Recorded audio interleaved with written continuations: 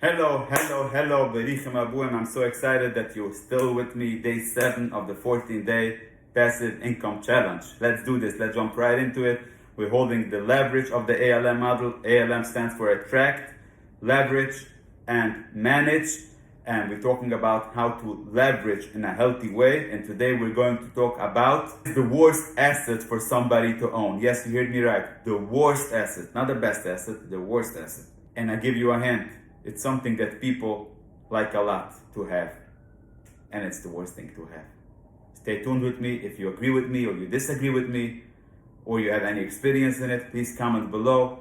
And I'm looking at every comment and I'm replying to the comments, and let's have a conversation in the comments below. And as always, you want to have updates on our passive income strategies, make sure you subscribe to the channel so you get all the updates and you don't miss even one video. Let's jump right into it.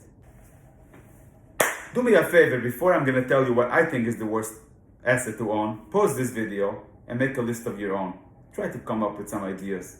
And I will be very curious after this video if you have the guts to contribute to so many people together in this passive income challenge.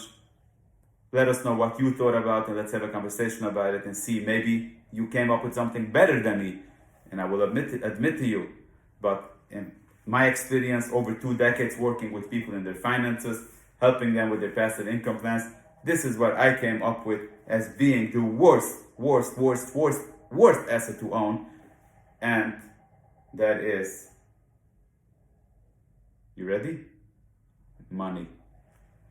Money is the worst asset that somebody can own. Cash, dollars, dollar bills is the worst asset that somebody can own. This is the worst asset to own. Unfortunately, I need to have this in order to spend money on the things I need for my lifestyle. But it's not a good asset to own. It's not something that's worthwhile to stack away. Because you know what's happening? It's an asset that keeps depreciating its value. Inflation comes in. All of a sudden, you go to the supermarket and things are more expensive than it was before. The government can, with one stroke of a pen, they can decide how much your money is worth. They want it to be worth more, they sign something. They want it to be less, they sign something. And you holding this asset and finish. When you own real estate, who decides the value of real estate? The marketplace. People want to come live there. There is demand for it. People want this, you own a product, you own postage stamps, whatever. The marketplace decides if they want to pay for it or they don't want to pay for it. But it's not the government. When you own cash, the government decides how much it is worth. I'm not going to go into the whole cryptocurrency world now. It's for another time. But this is one of the fundamental things that the crypto world wants to fight. They want to fight the notion that people should have a currency that it's up for the government to decide how much it is worth. And that's why when you have money, you should always be thinking, what is the best thing I could do with my money, that it should not be the worst asset? What is the best thing I could do to my money? It should be inflation proof.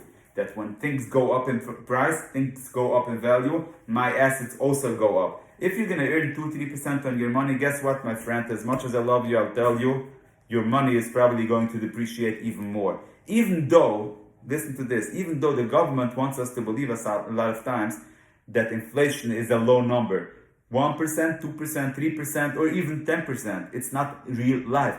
In your situation, you have to think to yourself, what is real inflation in your situation? It's not only the milk you buy if the milk is up in price. If you buy a milk for $5 instead of $3, yes, that's a big inflation. But if now you need more technology than you had before, if now you have a bigger family, if now you have to replace all the electronics in your house like a washer and dryer, if now you need a bigger house because you have a bigger family, if now you need more teachers or private tutoring or whatever because you have a bigger family, if now you need more gifts because you have to give more Hanukkah matunas and you have to give more Pirengel, if now you're in a situation that your children are start getting married and your family expands, whatever it is, that's your real inflation. The real inflation is not it's in some website of the government. That's not reality. That's not your life. That could be some dots on a board that makes no sense. It's not male emoted for you, nothing, gunish. Your inflation is what your life is and how your life is destined and how much your lifestyle costs in the long term. That's your inflation. You should be very careful of that. How does this fit in to what we're talking about leverage?